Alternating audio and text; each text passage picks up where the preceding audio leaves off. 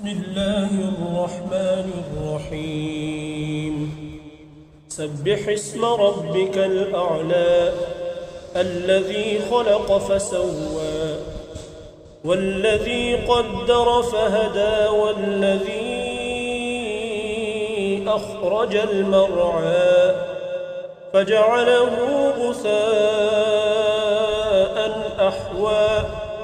سنقرئك فلا تنسى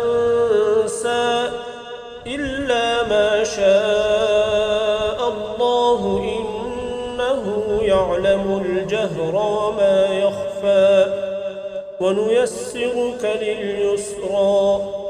فذكر إن نفعت الذكرى سيذكر من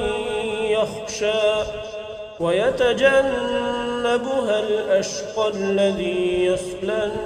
النار الكبرى ثم لا يموت فيها ولا يحيا قد أفلح من تزكى وذكر اسم ربه فصلى بل تؤثرون الحياة الدنيا